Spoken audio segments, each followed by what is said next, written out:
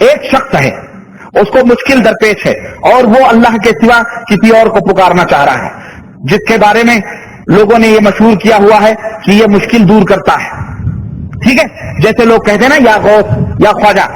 اب بتلاؤ وہ کسی مشکل میں پھنسا ہے اور وہ جس کو پکارنا چاہتا ہے ہزاروں میل کا فاصلہ ہے اس کے درمیان اور اس کے جس بابے کو یا جس ہستی کو پکارنا چاہ رہا ہے، اب وہ یہاں سے پکار رہا ہے، تو بتلاؤ وہ زندہ ہو یا مردہ ہو، وہ اس کی آواز کو سن سکتا؟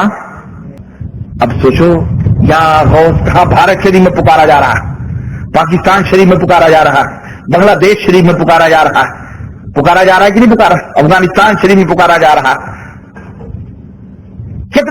کتنا فاصلہ ہے؟ سپوز فرض کر لیں کہ وہ سن لیتا ہے اتنے فاصلے پر، تو پھر سوال یہ پیدا ہوتا ہے کہ کیا وہ دنیا کی ہر زبان جانتا ہے؟ کیوں؟ اس لیے کہ اس دنیا میں مختلف زبانوں کے بولنے والے ہیں، ہر ایک زبان میں پکارنے والا پکارے گا، تو کیا وہ جس کو وہ پکارنا چاہ رہا ہے وہ ہر زبان سمجھتا اور جانتا ہے؟ ان سینکڑوں یا ہزاروں لوگوں کی فریادوں کو، ان کے پکارنے کو بیک وقت سن لے گا یا اس کے لیے لائن لگوانے کی ضرورت پڑے گی؟ سوال یہ پیدا ہوتا ہے، کیا اس ہستی کو جو زندہ ہے یا مردہ، اس ہستی کو کبھی نیند بھی آتی ہے یا نہیں آتی، یا وہ ہمیشہ جاگتا رہتا ہے؟ السلام علیکم ورحمۃ اللہ وبرکاتہ۔ سامعین اور ناظرین، اس قسم کے سوالات عموماً ہوتے رہتے ہیں اور ہوئے ہیں۔ یہ دیکھیے، خود اس کی ویڈیو میں لگ رہا ہے کہ 2011 کا ہے۔ میں نے کئی مرتبہ تفصیلاً آرٹیکل، تحریر میں جو بھی جس طرح سے بھی ان لوگوں نے کیا جواب دیے ہیں، یا علی کا ایک عنوان ماریے آ جائے گا، یا علی المدد یا غوث المدد، مگر آج اس میں جو 11 یا 9 سوال جو مطلب انڈیکس کر کے جو اس نے سوال کیا ہے، میں اس میں 2 بات بڑی توجہ طلب ہے۔ سب سے پہلی بات یہ ہے کہ کیا جس کو وہ پکار رہے ہیں وہ ہر لینگویج کو جان رہے ہیں؟ کیونکہ پکارنے والا تو مراٹھی بھی ہے، انگریزن بھی ہے، فارسین بھی ہے، یہ ہے وہ ہے، پورا اس طرح سے لینگویج تو بہت زیادہ ہے دنیا میں، لہٰذا کیا وہ ہر لینگویج کو جانتا ہے؟ پہلی بات۔ دوسری بات یہ ہے کہ کیا وہ سوتا بھی ہے یا نہیں بھی سوتا ہے، اور سوتا ہے تو پھر پکارنے والا ویٹ کرنے کا؟ یہ 2 بات بڑی توجہ طلب ہے۔ پکار کی تو ایک دم قرآن پاک میں سورہ نور کی آیت نمبر 63 میں لا تجعلوا دعاء الرسول بینکم کدعاء بعضکم بعضا، اے لوگو رسول کو اس طرح مت پکارو جیسے آپس میں ایک دوسرے کو پکارتے ہو۔ تو یہاں پر دعا یعنی پکارنے ہی کے سلسلے میں، لیکن کیسے پکارنا اس کی اجازت ہے اور کیسے نہیں پکارنا اس کے بارے میں بتایا گیا کہ ایسے نہیں پکارنا۔ تفسیر میں ہے کہ یا رسول اللہ، یا حبیب اللہ وغیرہ۔ تو پکارنے کی تو کئی، اور اسی طرح سورہ بقرہ کی آیت نمبر 104 میں لا تقولوا راعنا، رائنا کہہ کے نہ پکارو، بلکہ یا رسول اللہ انظرنا، انظرنا کہہ کے پکارو، سرکار ہماری طرف نظر کرم فرمائیے۔ ایک بات چلتے چلتے کہہ دوں، یہ بولیں گے کہ ہاں یہ ظاہری زندگی تک ہے، معاذ اللہ رب العالمین۔ دیکھیے، شرک جو ہے نا زندگی کے محتاج نہیں ہے۔ شرک جب قبلیت ہو یا بعدیت ہو، شرک شرک ہے۔ جیسے پتھر کو گھر میں پوجیے، اب مرنے کے بعد آپ کے بیٹے پوجے تب بھی شرک ہے، اس کے بیٹے پوجے تب بھی شرک ہے، نسل در نسل پوجے تب بھی شرک ہے۔ نہیں باپ مر گیا وہ پوجتا تھا، اب مرنے کے بعد اگر ہم پوجیں گے تو شرک نہیں ہے، ایسا نہیں ہے۔ تو شرک جو ہے شرک ہے، ہمیشہ وہ شرک ہے۔ لہٰذا یہ جملہ کہنا کہ نبی تک پکارنا جائز تھا، ظاہری زندگی تک پکارنا جائز تھا، یہ نہایت ہی غلط ہے۔ قرآن پاک قیامت تک کے لیے ہے، اگر ایسی بات ہوتی تو یہ آیت اٹھا لی جاتی، جیسے آیت اٹھانے کا سلسلہ اللہ پاک نے کیا ہے۔ بہت ساری آیتیں، جیسے کہ الشیخ والشیخوۃ اذا زنیا، یہ آیت کریمہ اللہ نے اٹھا لیا ہے، اور الزانیۃ والزانی فجلدوا کل واحد منہما، اس کے بدلے میں یہ آیت کیا ہے؟ خود پارہ نمبر 1 میں اللہ سبحانہ فرماتا ما ننسخ من آیۃ او ننسھا، کہ ہم جس آیت کو منسوخ کر دیں، اٹھا لیں، ناتے بخیر منہا، ہم اس کے بدلے میں اس سے بہتر لائیں گے یا اسی جیسی آیت لائیں گے۔ تو اٹھانے کا بھی، تو اگر رسول کے ظاہری زندگی تک ہے تو اللہ تعالیٰ نے اٹھایا کیوں نہیں ان آیتوں کو؟ لہٰذا نہ اٹھانا اس بات کی دلیل ہے کہ قیامت تک پکارنا جائز ہے اور ثابت ہے۔ ایک بات، ان دونوں کا جواب یہ کہ پورے ویڈیو کا آپ جواب سنیے کہ جس کو وہ پکار رہے ہیں، اس میں ایک جملہ کا نبی ہو، ولی ہو، پیر ہو، اس لیے میں سب سے پہلے نبی ہی کو ثابت کر دوں۔ ایک کو ثابت ہو جائے تو عقل مند الحمدللہ سمجھ جائیں گے کہ جب اللہ کے علاوہ ایک محبوب بندے جو نبیوں میں سب سے اعلیٰ، محبوبوں میں سب سے اعلیٰ ہیں، ان کے لیے ثابت، تو انشاءاللہ ان کے کرم سے جتنے بھی ان کے محبوب ہیں، من کنت مولاہ فعلی مولاہ، میں جس کا مولا ہوں علی بھی اس کے مولے، تو نبی کے لیے ثابت تو علی کے لیے ثابت، اور علی کے لیے ثابت تو غوث کے لیے ثابت، سب کے لیے ثابت انشاءاللہ عز و جل۔ سورہ ابراہیم کی آیت نمبر 4 دیکھیے، اللہ سبحانہ فرماتا ہے وما ارسلنا من رسول الا بلسان قومه، کہ ہم نے جس رسول کو بھی بھیجا ہے اس رسول کو ان کی قوم کے لینگویج کے ساتھ بھیجا ہے، لسان لینگویج زبان کے ساتھ بھیجا ہے۔ کیا مطلب ہو؟ آدم سے لے کر کے عیسیٰ تک جتنے بھی آئے، جس قوم میں آئے، سب انبیاء کرام کی یہ شان کی ان کی جس قوم میں آئے ان کی زبان کو وہ جانے۔ سورہ انبیاء آیت نمبر 107 میں اللہ سبحانہ فرماتا وما ارسلناک الا رحمتا للعالمین، اے حبیب مکرم ہم نے آپ کو سارے جہان کے لیے رسول رحمت بنا کر بھیجا ہے، سارے جہان کے۔ قرآن پاک سورہ ابراہیم کی آیت نمبر 4 نے جس قوم میں بھی رسول آیا ساری زبان کو جانا اس قوم کی۔ اب یہ رسول جو محمد عربی صلی اللہ علیہ وسلم وہ سارے جہان کے رسول ہیں، تو سارا جہان ان کی قوم، سارے جہان کی قوم ان کی قوم، تو اب سارے جہان کا لینگویج جاننا قرآن کی اس آیت کریمہ سے آٹومیٹکلی طور پر ثابت کہ میرا رسول جب سارے جہان کا رسول ہے تو اللہ پاک کے وعدہ کے مطابق کہ ہم نے جس رسول کو جہاں بھیجا ان جہانوں کی زبانوں کے ساتھ بھیجا، تب طے ہو گیا کہ محمد عربی سارے جہان کی زبانوں کو بھی جانتے ہیں، ایک بات۔ اور دوسری بات بخاری مسلم سے کہ اکثر کتابوں میں دیکھیں گے رسول اللہ صلی اللہ علیہ وسلم فرماتے تنام عینای ولا ینام قلبی، میری آنکھیں تو سوتی ہے میرے دل بیدار رہتے ہیں۔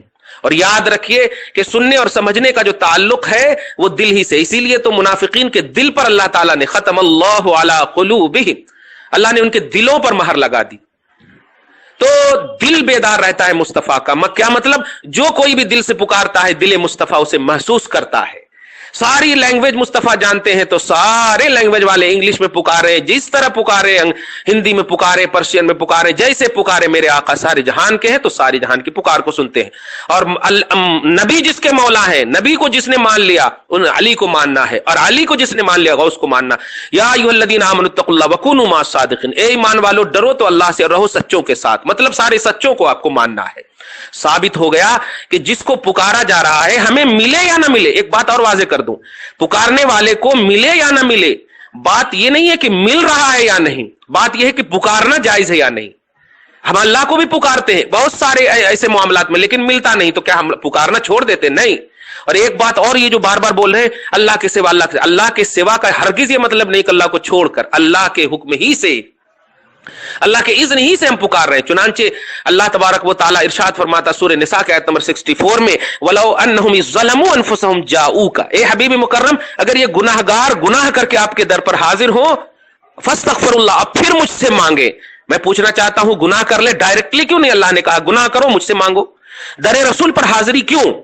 تو یہ دیکھیے رسول کا در، رسول یہ تو سوا ہے نا اللہ کے، اور جب اللہ کے سوا تو اللہ ہی کہہ رہا ہے کہ آپ کے در پر حاضر ہو کر مجھ سے مغفرت طلب کریں، تو مغفرت طلب کریں گے تو اللہ کو مطلب یہ کہ توبہ قبول فرمانے والا اور رحم کرنے والا در رسول پر حاضری اللہ کیوں بھیج رہا ہے؟ کہ اللہ تعالیٰ قادر نہیں ہے؟ یہ جو بار بار بول رہے ہیں کہ جب ہم اللہ تبارک و تعالیٰ ہی ہے اور اس سے مانگ سکتے ہیں تو ہم دوسروں کے پاس کیوں جائیں؟ ہم نہیں جا رہے بھائی، اللہ بھیج رہا ہے، ہم کیوں جائیں؟ ہم دیوانے ہیں، پاگل ہیں کیا؟ اللہ بھیج رہا ہے تو نبی کی بارگاہ میں جانا، علی کی بارگاہ میں جانا، یہ توحید ہے، اللہ کا حکم ہے۔ جاؤ در رسول پر مانگو مغفرت مجھ سے، میں توبہ قبول کروں گا۔ اے ایمان والو ڈرو اللہ سے، رہو سچوں کے ساتھ۔ اے اللہ ہمیں سیدھی راہ چلا، ان لوگوں کے راہ جن پر تو نے انعام کیا، نبی ہیں، صدیق ہیں، شہداء اور صالحین ہیں، یہ سب تو اللہ تعالیٰ ہی بھیج رہا ہے۔ تو واضح کر دیا میں نے کہ دیکھیے پکارنا یا نبی یا رسول اللہ یا علی یا غوث، یہ پکارنا بالکل جائز ہے، ہمیں ملے یا نہ ملے یہ ہم کو دیکھنا نہیں۔ جیسے اللہ کو ہم پکارتے ہیں ملتا بھی نہیں ہے پھر بھی ربنا آتنا فی الدنیا حسنہ وفی الآخرۃ حسنہ وقنا عذاب النار، یہ وہ لوگ بھی کرتے ہیں جو صبح شام گناہ کرتے ہیں، نماز پڑھتے ہیں کہتے ہیں اللہ ہمیں نیک بنا۔ نیک کہاں سے بنا؟ داڑھی منڈوا رہے ہو نیک ہو، نماز ترک کر رہے ہو فجر کی نیک ہو، لیکن مانگ رہے ہیں اللہ تعالیٰ کی رحمت کب جوش میں آئے گی؟ دے دے گی۔ تو بندوں کا کام ہے مانگنا، اللہ سے بھی مانگے گا، بلکہ یوں کہیے کہ اللہ ہی سے مانگے گا، لیکن اللہ جس سے مانگنے کہے گا اس سے بھی مانگے گا۔ مانگو نبیوں سے، مانگو صدیقوں سے، مانگو شہداء سے، مانگو صالحین سے۔ اے اللہ ہمیں ان چاروں کے راستے پر چلا، مانگو مجھی سے مگر ان چاروں کے وسیلے سے، ان چاروں کے۔ چنانچہ آپ صحابہ کرام کو جب دیکھیں، صحابہ کرام کو نہیں معلوم تھا کہ رسول اللہ صلی اللہ علیہ وسلم کی توحید سے جو عطا توحید ہوئی تھی ان سے زیادہ کن کی توحید ہے؟ آج 1400 برس کے بعد یہ معراج ربانی جو بول رہا ہے ان کی زیادہ توحید ہے۔ مگر صحابہ کرام کی طرز زندگی کو آپ دیکھیں تو بارش کا مسئلہ بخاری شریف میں آپ دیکھیں، بارش نہیں ہو رہی ہے تو اللہ پاک نے باوجود کہ نبی کے ذریعے سے بتا انزل من السماء ماء کہ آسمان سے اللہ تعالیٰ ہی نازل فرماتا ہے بارش کو، لیکن جب بھی کبھی بارش کی ضرورت پڑی تو بخاری کا جملہ ہے یا رسول اللہ دعا فرمائیے کہ ہمارے لیے بارش نہیں ہو رہی ہے۔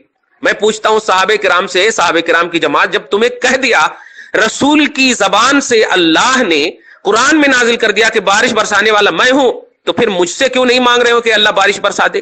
نبی سے کیوں کہہ رہے ہو؟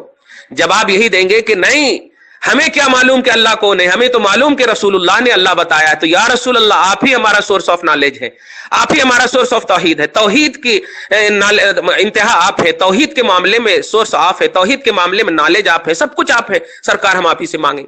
تو اس کا یہ مطلب نہیں کہ شرک ہے، یہاں پہ منشأ توحید اور منشأ رسالت ہی ہے یہ۔